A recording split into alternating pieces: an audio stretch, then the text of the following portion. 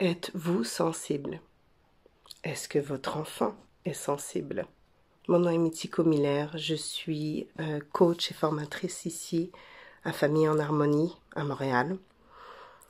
Et je veux prendre un petit moment pour vous parler de la sensibilité.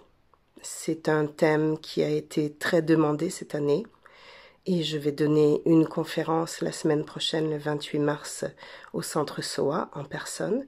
Et également, encore une fois, la même conférence, mais en distanciel, le 28 avril, durant la journée.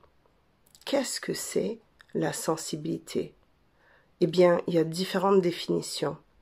La plus commune, c'est les 5 sens sont vraiment aiguisés chez l'enfant ou chez la personne.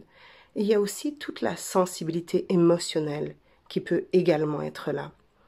Et donc, souvent, on a tendance à voir l'aspect négatif d'être sensible. Oh mon Dieu, elle est tout le temps bouleversée, ou c'est tellement compliqué, je veux dire, il y a toujours des crises. Il y a toujours des crises aux transitions, puis les crises sont vraiment intenses. C'est sûr que être parent d'un enfant sensible, ça demande énormément de ressources. Et je vous invite à changer de regard. Ces enfants sont sensibles et c'est pour ça que nous les accompagnons dans la parentalité consciente. La parentalité consciente, c'est vraiment cette posture aimante qui regarde et qui observe sans jugement en se disant « d'accord, il y a des comportements à changer, mais c'est quoi la compétence qui va soutenir mon enfant à évoluer ?»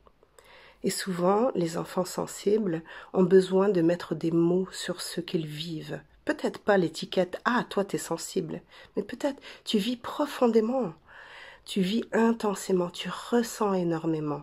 Et voici ce qu'on peut faire quand on ressent énormément.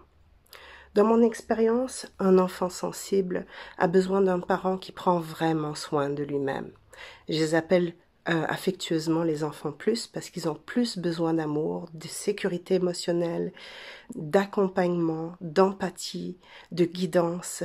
Et ce que ça implique de la part de nous, les parents, c'est d'être beaucoup plus grounded, beaucoup plus ancré, gérer beaucoup plus notre stress pour être dans un état intégratif et capable vraiment de prendre du recul et voir, ok, mon enfant vit des choses, il a besoin d'apprendre à accompagner ses émotions, à gérer ses émotions et à comprendre le pourquoi du quoi.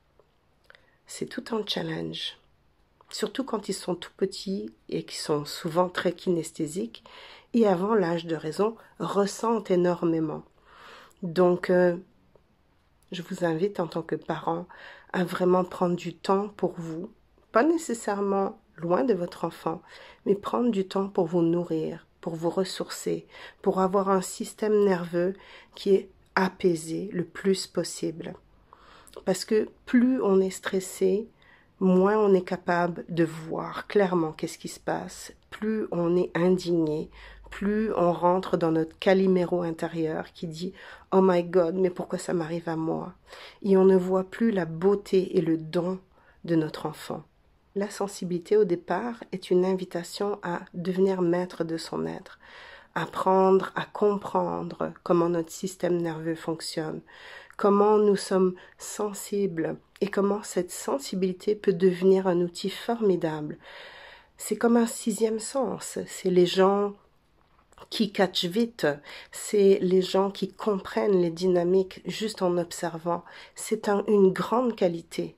Mais au départ, on peut se sentir dépassé par toute cette information. Et ce qu'on sait maintenant, c'est qu'avec le développement du cerveau des enfants, il est normal qu'ils soient dépassés au départ, parce qu'ils ne sont pas rendus là encore.